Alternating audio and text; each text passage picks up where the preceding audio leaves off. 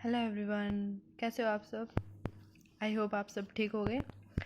हम स्टार्ट कर रहे थे करंट इलेक्ट्रिसिटी। हमने एक वीडियो उस पर बनाई है, आज हमारी ये नेक्स्ट वीडियो है। ठीक है, इसमें जो नेक्स्ट टॉपिक हमारा वो है relation between current and drift velocity, या फिर हम इसको ऐसे भी, ये जो आपके पास क्वेश्चन में आ सकता है ऐसे, to prove that I is equal to N E A V D हमने पीछे पढ़ चुका है, ड्रिफ्ट वेलोसिटी की थी हमने। ठीक है, अब इसके अंदर देखो क्या करना है। सबसे पहले हमने यहाँ पे कंसिडरेशन की है, let a conductor having area of cross section A and length L, कि हमारे पास में एक कंडक्टर है, उसका एरिया ए लिया हमने और उसकी लेंथ कितनी है, एल ली हमने, और उसके ऊपर जो पोटेंशियल अप्लाई कर रखा है वो वी है, एंड करंट उसके अंदर जो फ्लो हो रहा है वो है आई करंट है। देखो कैसे करेंगे हम इसको, अब डायग्राम से समझते हैं। ये हमारे पास में एक कंडक्टर है, इसका एरिया ए है और इसकी लेंथ कितनी है, एल इसकी लेंथ है। ठीक है, अब इसको हमने पोटेंशियल से कनेक्ट कर रखा है, कितने पोटेंशियल से, वी वोल्ट पोटेंशियल से इसको कनेक्ट कर दिया, मतलब बैटरी से कनेक्ट कर रखा है इसको। ये इसका पॉजिटिव टर्मिनल और ये नेगेटिव टर्मिनल है, ये करंट फ्लो कर रहा है। ठीक है, अब ये कंडक्टर है, इसके अंदर इलेक्ट्रॉन्स होंगे, ये हमने इसके अंदर ड्रॉ कर दिए इलेक्ट्रॉन्स। ठीक है, अगर करंट इधर फ्लो कर रहा है तो इलेक्ट्रॉन्स की डायरेक्शन क्या होगी, करंट के अपोजिट। ये मैंने प्रीवियस वीडियो के अंदर आपको समझा दिया था। ठीक है, अब देखो, हमें पता है कि करंट क्या होता है, चार्ज पर यूनिट टाइम। ये इक्वेशन फर्स्ट है हमारे पास में। ठीक है, अब इसके बाद में हमें क्या कैलकुलेट करना है कि इसके जो ये कंडक्टर यूज़ किया है ना, इसके अंदर कितनी वॉल्यूम में है इलेक्ट्रॉन्स, इसके अंदर कितने हैं, मतलब इनकी इसकी डेंसिटी क्या है, इसके अंदर जो इलेक्ट्रॉन्स है कितनी डेंसिटी है इनकी, वो कैलकुलेट कैसे करेंगे हम। देखो यहाँ पे लिखते हैं, let N be number of density which is equal to, किसके इक्वल रहेगी वो डेंसिटी, किसके इक्वल रहेगी, जितने इसके अंदर इलेक्ट्रॉन्स है और पर यूनिट जो इस कंडक्टर की वॉल्यूम है उसके इक्वल हो जाएगी ना, कि मतलब number of electrons per unit volume, वो क्या बन जाएगी, इसकी डेंसिटी बन जाएगी इस कंडक्टर की। तो यहाँ पे लिखेंगे हम number of electrons per unit volume. आगे इतना समझ में। अब जो नंबर डेंसिटी है उसको हमने किससे डिनोट किया, स्मॉल एन से, तो इसको हम कैसे लिख सकते हैं, नंबर ऑफ इलेक्ट्रॉन्स अपॉन में वॉल्यूम, ऐसे लिख सकते हैं ना इसको। अब देखो, ये जो कंडक्टर है हमारे पास में, इसकी वॉल्यूम तो गिवन है ही नहीं, तो हम वॉल्यूम कैसे कैलकुलेट करेंगे, मैं यहाँ पे बता रही हूँ। वॉल्यूम मैं पहले भी बता चुकी हूँ आपको, ये वॉल्यूम कैसे कैलकुलेट करोगे आप, एरिया गिवन है और लेंथ गिवन है, अगर हम एरिया को किसी अनदर डायमेंशन से मल्टीप्लाई करते हैं तो वो क्या बन जाता है, वॉल्यूम। तो यहाँ पे इसकी जो वॉल्यूम है वो कितनी रहेगी, ए इंटू में एल, ये क्या बन गई इसकी वॉल्यूम। ठीक है, तो टोटल नंबर ऑफ इलेक्ट्रॉन्स कितने हो जाएंगे इसके अंदर, total number of electrons, total number of electrons कैसे कैलकुलेट करोगे, जो इसकी वॉल्यूम है उसको हम किससे मल्टीप्लाई कर दें, एन से, नंबर डेंस एन से। देखो यहाँ पे नंबर ऑफ इलेक्ट्रॉन्स है ना, अब यहाँ से भी आप कैलकुलेट कर सकते हो टोटल नंबर ऑफ इलेक्ट्रॉन्स कितने हो जाएंगे, वॉल्यूम इसके डिवाइड में इससे आके क्या आ जाएगा, मल्टीप्लाई में। तो ये हमने ऐसे ही किया है, एन इंटू में वी क्या है यहाँ पे वॉल्यूम है। ठीक है, और इस वॉल्यूम को हम क्या लिख सकते हैं, यहाँ पे कैलकुलेट किया ए एल लिख सकते हैं ना, तो इसको हम लिख सकते हैं एन इंटू में ए एल। आगे इतना समझ में। अब इस कंडक्टर के ऊपर चार्ज कैलकुलेट करना है, इसके अंदर हमें पता है कि करंट कितना है, आई करंट इसके अंदर फ्लो हो रहा है, तो अब इसके अंदर चार्ज कैसे कैलकुलेट करेंगे, तो पहले यहाँ पे लिखते हैं टोटल चार्ज ऑन, इस कंडक्टर के अंदर इलेक्ट्रॉन्स हैं, अब उन इलेक्ट्रॉन्स के ऊपर कितना चार्ज है वो लिखेंगे हम, टोटल चार्ज ऑन इलेक्ट्रॉन किसके इक्वल हो जाएगा, यानी इसके अंदर जितने इलेक्ट्रॉन्स हैं अगर हम उसको क्या कर दें, चार्ज ऑन ईच इलेक्ट्रॉन से मल्टीप्लाई कर दें तो क्या हो जाएगा। जैसे मान लिया इसके अंदर 5 इलेक्ट्रॉन्स हैं, ठीक है, 5 इलेक्ट्रॉन्स हैं, अगर हम उसको उसके चार्ज से मल्टीप्लाई कर दें तो क्या बन जाएगा वो हमारे पास में, ईच मतलब टोटल आ जाएगा ना हमारे पास में चार्ज। और वैसे मैं समझाने के लिए बता रही हूँ, देखो यहाँ पे कि इसके अंदर 5 इलेक्ट्रॉन्स हैं, ठीक है, और इलेक्ट्रॉन पे चार्ज कितना होता है, 1.6 इंटू 10⁻⁻19 गुलाम होता है। तो यानी ये क्या हो जाएगा, हमने कंसिडर किया कि इसके अंदर 5 इलेक्ट्रॉन्स है, तो ये ईच इलेक्ट्रॉन का चार्ज है, इससे हमने इसको क्या कर दिया मल्टीप्लाई, इससे इसको मल्टीप्लाई करोगे कितना आ जाएगा, 8 इंटू 10⁻⁻19 कूलाम, मतलब इस कंडक्टर के अंदर कितने इलेक्ट्रॉन्स होंगे, इतने टोटल नंबर ऑफ इलेक्ट्रॉन्स होंगे। यानी 5 लिया था ना, तो अब इस हमने तो ये तो हमने फाइनाइट में लिया है, ठीक है, लेकिन हमने n कंसिडर कर रखा है इसके अंदर।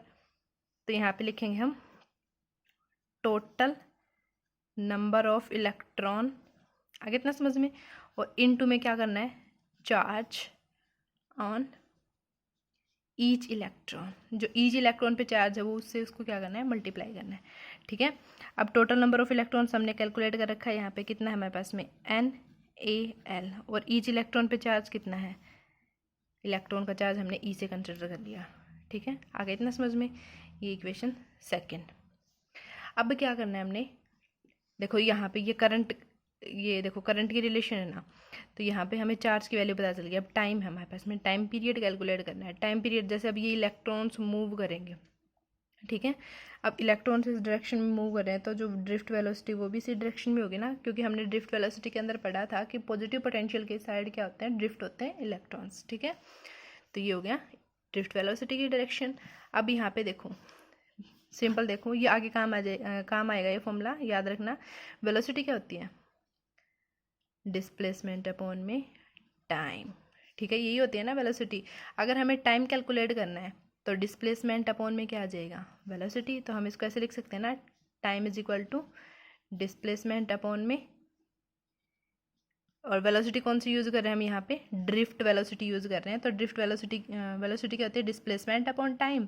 तो यहाँ से टाइम को इधर लेके आओगे, वेलोसिटी इधर आ गई, तो टाइम क्या आ जाएगा आपके पास में, डिस्प्लेसमेंट अपॉन में वेलोसिटी, ठीक है। अब डिस्प्लेसमेंट कितना है हमारे पास में, ये फाइंड आउट करना है। देखो ये कंडक्टर हमारे पास में इतना सा है ना, तो इसकी लेंथ कितनी ले रखी है हमने, L लेंथ है। L लेंथ है तो मतलब कितना डिस्प्लेसमेंट है यहाँ पे, L है।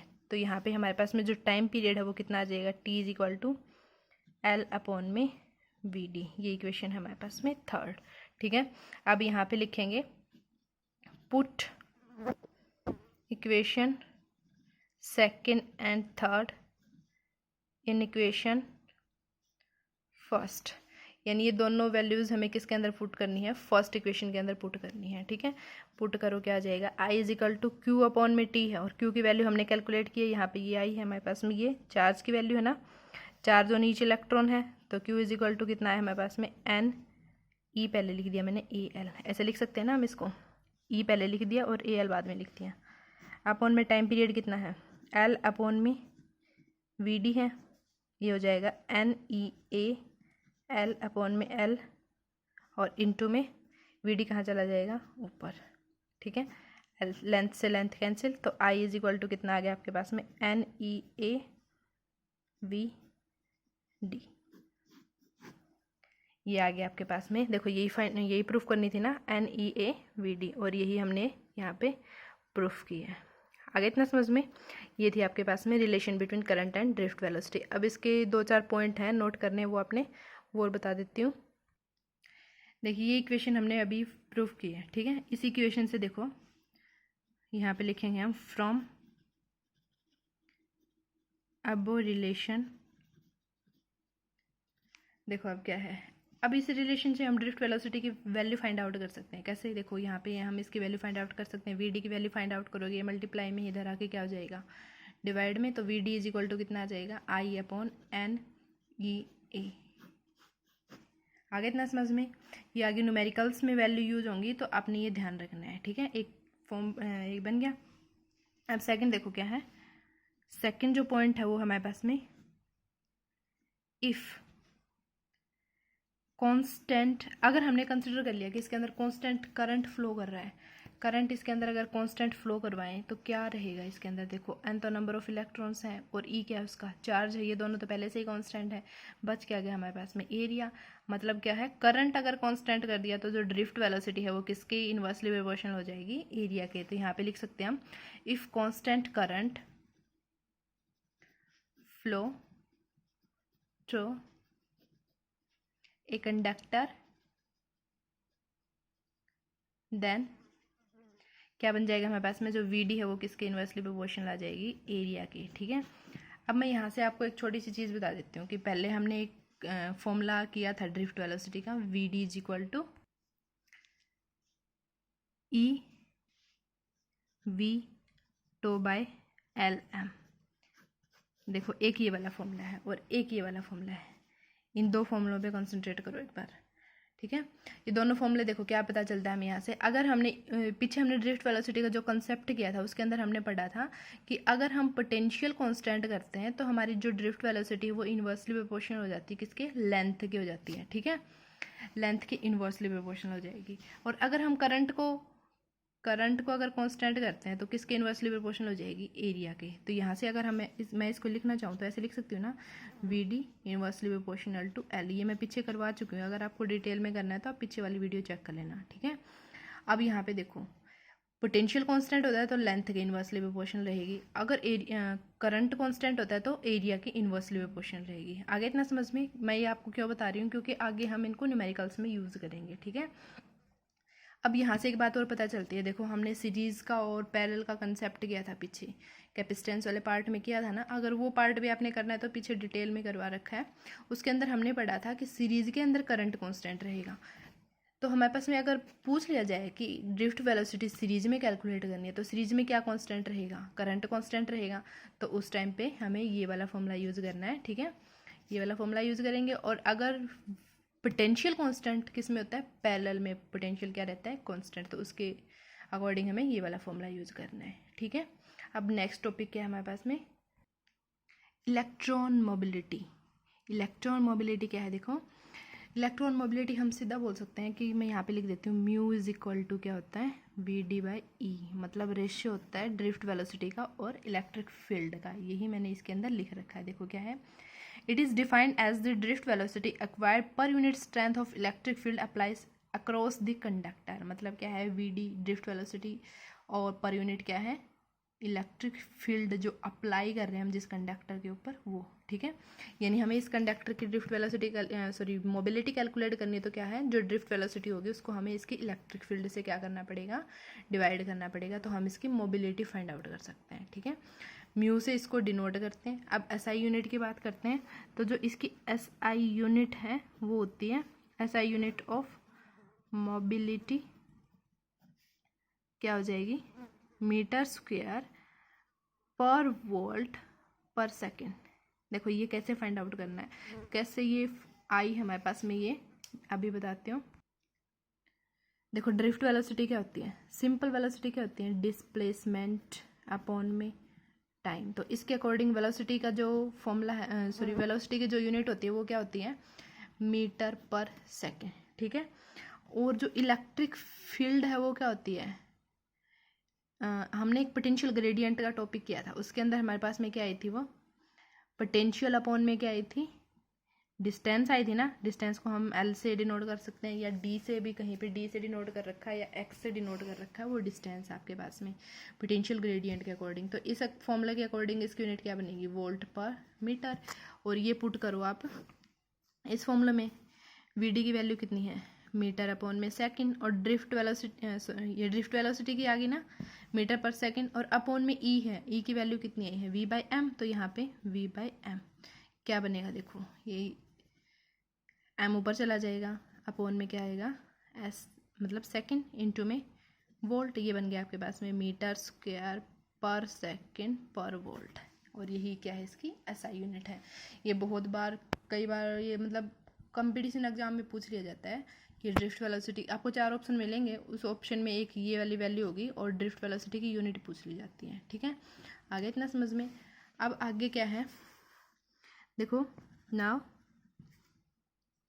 हमने वीडी की वैल्यू फाइंड आउट की थी पीछे, ड्रिफ्ट वेलोसिटी किया था ना, जो कंसेप्ट किया था कंप्लीट, हमने उसके अंदर उसकी वैल्यू फाइंड आउट की थी, ई टो बाई एम, ये वाली वैल्यू फाइंड आउट की थी।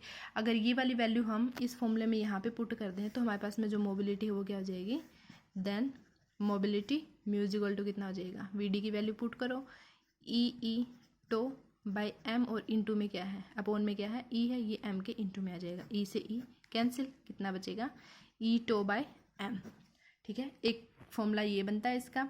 और जो नेक्स्ट फॉर्मूला बनता है वो अभी हमने एक रिलेशन की थी करंट के बीच में और ड्रिफ्ट वेलोसिटी के बीच में रिलेशन की थी, तो हम यहाँ पे लिख सकते हैं, we know that I is equal to, हमारा जो लास्ट रिजल्ट आया था वो था N E A V D, ये रिजल्ट आया था ना, ये हम भी आपने किया था।